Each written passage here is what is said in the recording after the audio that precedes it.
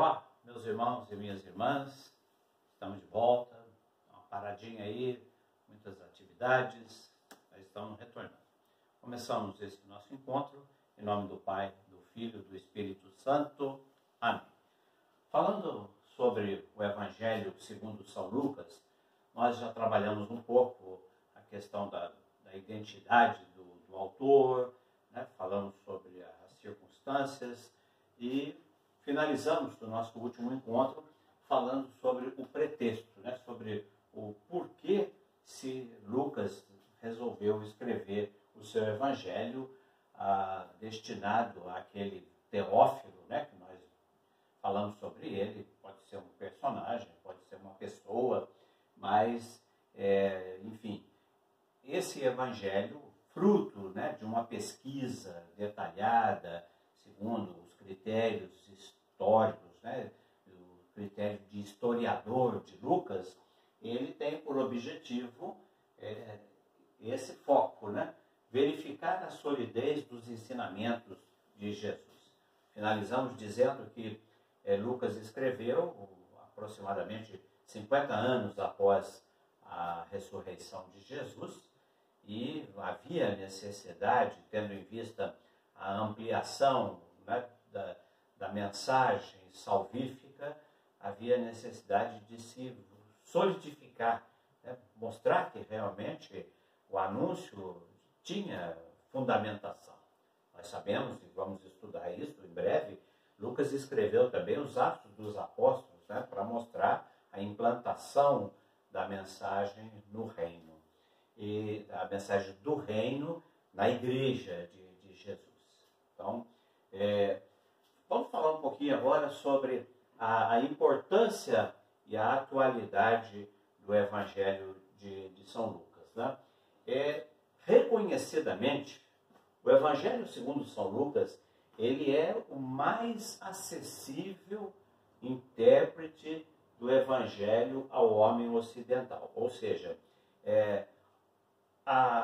o estilo de Lucas, narrativo, de historiador, traz para nós, né, muitos elementos biográficos de Jesus. Nós falamos no início que não é objetivo do Evangelho ser uma narrativa biográfica, mas Lucas, né, dentro da sua característica, ele inclui alguns elementos biográficos que nós não encontramos nos outros evangelistas.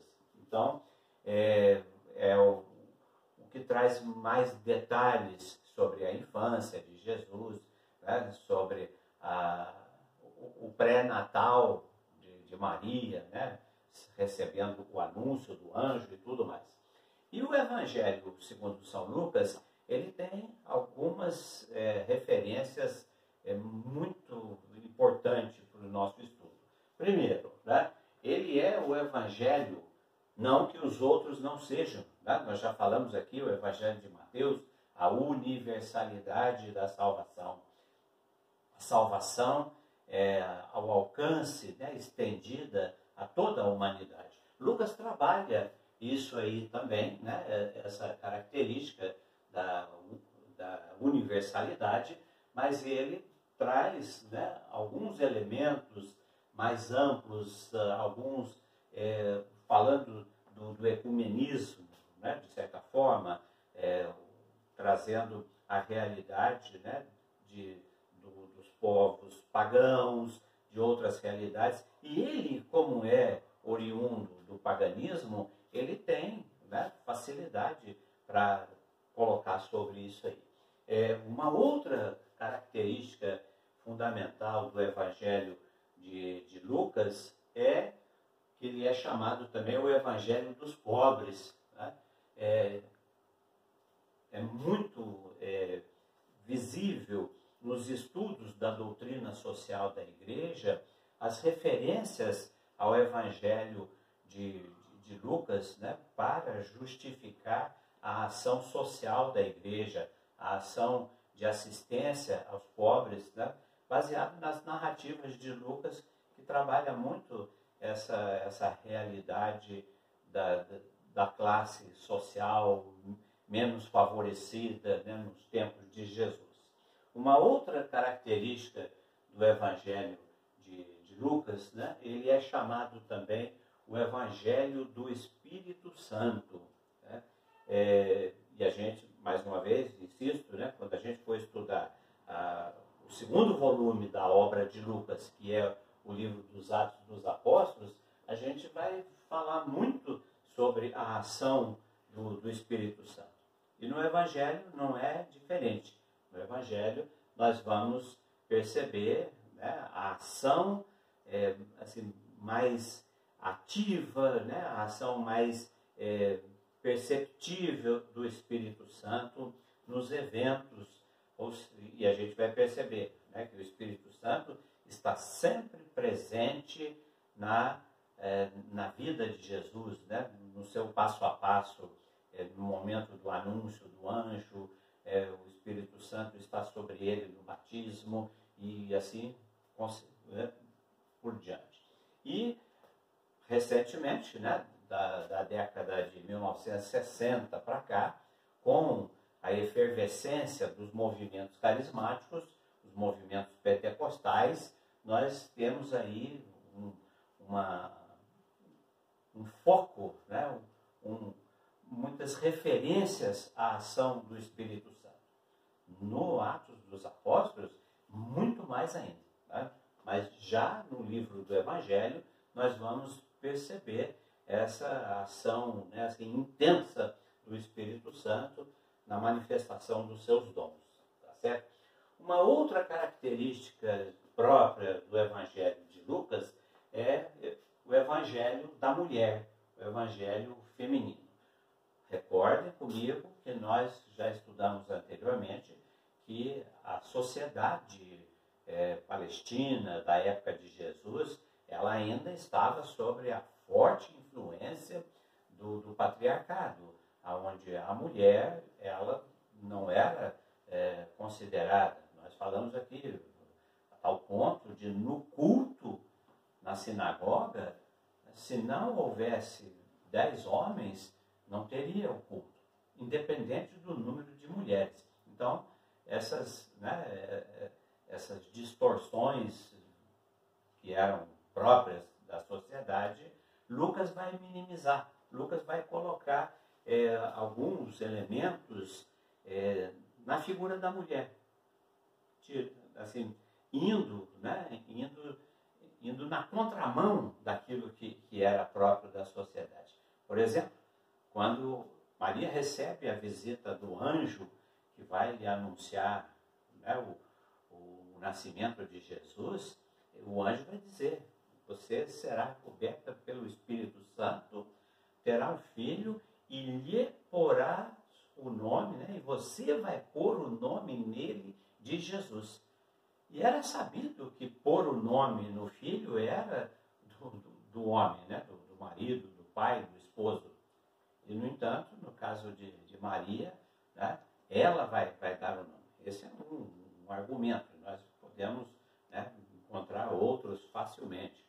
A presença, né, da sacerdotisa no momento da apresentação de Jesus.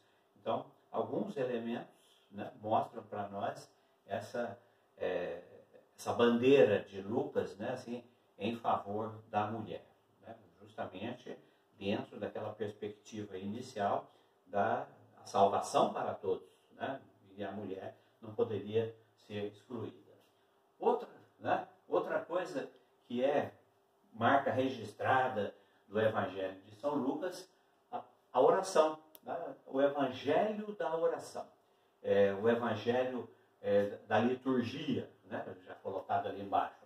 Então, quando a gente fala do Evangelho da oração, nós vamos, e vocês podem pesquisar isso aí, vocês podem, né, fazer uma passada rápida pelas páginas do Evangelho, e vocês vão verificar que o Evangelho de Lucas coloca Jesus em atitude de oração, muitas vezes mais do que os outros evangelistas. E também outras situações, né, onde se propõe a atitude da oração. E no caso da liturgia, né, no caso da liturgia, nós temos orações, nós temos trechos litúrgicos contidos no Evangelho de Lucas que foram, né, foram transportados para a nossa liturgia dos dias de hoje. Por exemplo, se a gente pega a liturgia das horas, né? A liturgia das horas, quando nós rezamos as laudes na parte da manhã, a gente reza o hino de Zacarias, né? Quando João Batista nasce, Zacarias faz uma oração belíssima, e essa oração nós rezamos no momento das laudes pela manhã.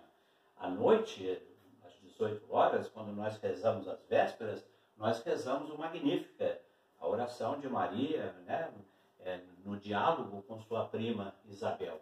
O Benedictus, né, nós temos a Ave Maria, o início, a primeira parte, o princípio da Ave Maria, no diálogo do anjo, né, com Maria, no momento do anúncio do nascimento de Jesus. O Glória, quando Jesus nasce, os anjos, né, vão até os pastores e proclamam, né, glória a Deus nas alturas e paz na terra aos homens de boa vontade. Né? O Benedictus, né, que eu agora me lembrei aqui, é a oração de Simeão no templo, quando Maria e José vão até o templo apresentar Jesus. O Simeão, né, vai dizer: Senhor, agora pode me levar, que eu já vi a salvação. Então por isso, né, nós temos, assim, de maneira muito bem demarcada, essas realidades. A presença da oração, né, sistematicamente, e esses momentos de oração que foram trazidos para a nossa liturgia dos tempos de hoje.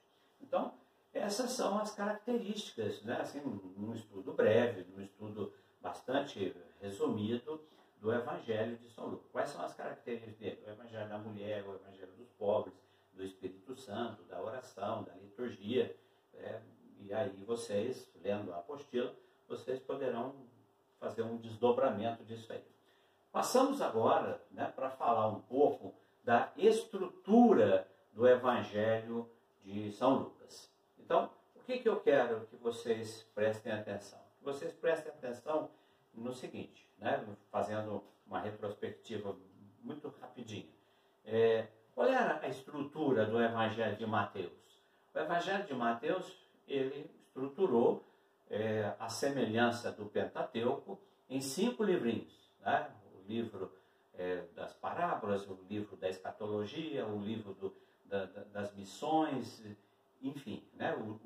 O livro da comunidade. Ele organizou. Lembrando aquilo que eu sempre tenho dito: o conteúdo do Evangelho de Mateus, Marcos e Lucas é praticamente o mesmo.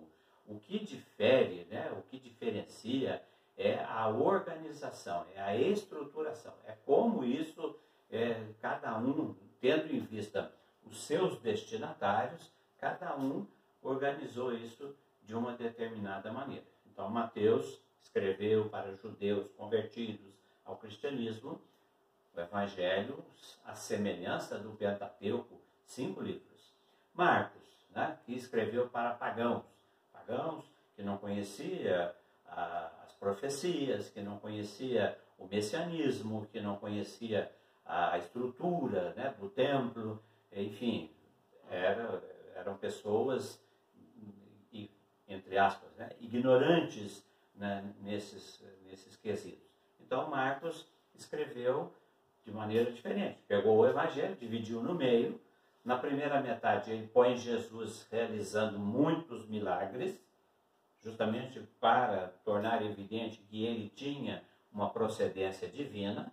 E depois, né, no momento ali, na metade do Evangelho, no capítulo 8, a partir do versículo 26, quando Pedro, né, proclama que Jesus é o Messias, aí Marcos, né, orienta o seu Evangelho numa outra linha. Ele já não fala tanto de milagres, mas coloca, como nós falamos aqui, uma catequese, né, uma catequese sistematizada em 3 encontros. Jesus, né, fala aos seus seguidores de algo, né, que estava inquietando. Né? Como é que aquele homem simples, pobre, acompanhado daquela realidade, poderia ser o Filho de Deus, poderia ser o Messias? E dizendo a todos os pulmões, né, que ele seria castigado e sofreria na mão dos sacerdotes e etc. E tal. Como entender isso? Então, aquela catequese de Marcos era justamente para decifrar, ou tentar decifrar, porque a cabeça dura do povo, né, não ajudou muito, mas era isso que ele queria mostrar.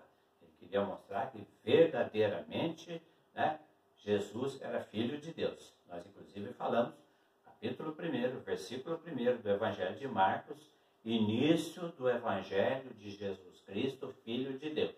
E depois, lá no capítulo 15, no finalzinho do capítulo 15, no Calvário, aquele centurião romano, um homem pagão, vai olhar para Jesus e dizer, né, confirmar aquilo que fala no primeiro versículo do Evangelho. Verdadeiramente, esse homem é Filho de Deus. Então, isso para a gente entender. Cada evangelista tem a sua estrutura em função dos seus destinatários, em função daquilo que ele pretende alcançar. E Lucas, né? O que Lucas pretende? Lucas pretende, né, mostrar, e aí vocês, né, precisam aguardar um segundo momento, quando formos falar dos Atos dos Apóstolos, porque Lucas, ele idealiza uma grande viagem, né? Uma viagem que começa na Galileia, lembrando a geografia que nós estudamos no início, a geografia da Terra Santa, a Galileia ao norte, altamente influenciada por pagãos, porque era uma área de passagem de peregrinos, de caminheiros e de comércio, ligando a região da Mesopotâmia com a região do norte do Egito, ali no delta do Nilo. Então, aquela área ela era, digamos assim, contaminada. Né? Por isso que lá no Evangelho de João, quando a gente foi estudar, quando falam que Jesus era galileu, né, alguém muito pretensioso vai dizer assim, pode vir coisa que preste da Galileia? Tá?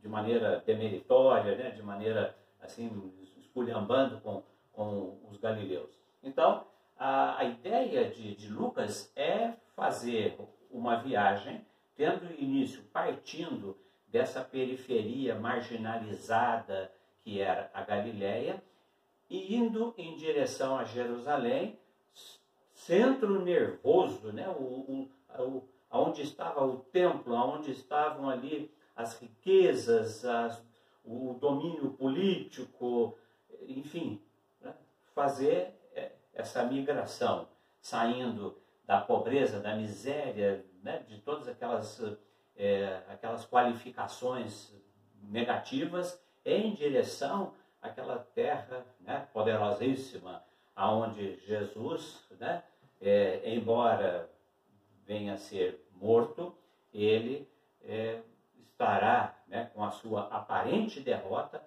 ele estará conquistando a grande vitória. E essa viagem de Lucas, iniciada no Evangelho, ela prossegue e vai em direção a Jerusalém, Samaria, os confins do mundo, que Jesus vai dizer no capítulo 1, versículo 8 do livro dos Atos dos Apóstolos. E eis que vocês vão receber o Espírito Santo, e vocês serão minhas testemunhas aqui em Jerusalém, na Galileia, na Samaria e até os confins do mundo. Confins do mundo é até Guará, tá? Com certeza chegou por aqui também.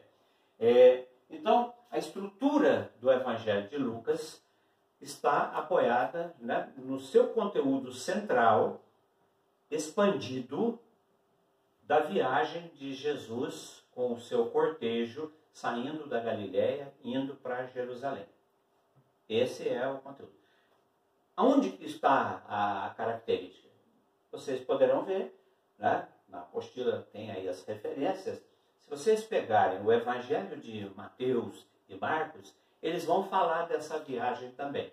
Eles vão falar que Jesus deixou a Galileia, e se dirigiu a Jerusalém.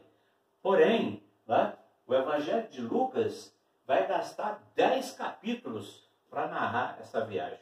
Marcos é 1, Mateus são 2, né? Então uma coisa assim, menciona, mas não explora, né? E Lucas vai trabalhar isso aí. Desde o capítulo 9, versículo 51, até o capítulo 19, versículo 28. E essa longa viagem de Jesus, para efeito de estudo, nós vamos dividir em 6 etapas para a gente estudar cada uma delas, entendendo o que acontece, o que Lucas pretendia, né? O que ele tinha intenção na sua organização. Então, né, nós vamos estudar no próximo encontro essa viagem. Para a gente finalizar, né, antes de começar a viagem, nós temos o prólogo, né, capítulo 1, versículo de 1 a 4. Depois nós temos a narrativa da infância, o anúncio, o nascimento de Jesus. Depois, capítulo 3 e 4, a preparação para o ministério, o batismo de Jesus, as tentações no deserto. E depois, um início, né, de atividade de Jesus na Galileia. E, em seguida, a partir do capítulo 9, versículo 51, onde diz: e então Jesus tomou a firme decisão de se dirigir a Jerusalém, aonde ele seria preso, condenado, né, e morto, flagelado. Então, é isso aqui. O nosso objetivo no próximo encontro é esmiuçar essa viagem para entender, né, a logística de Lucas. Tá bom? Ficamos por aqui. A gente volta, estudem, leiam, perguntem, se for o caso. Em nome do Pai,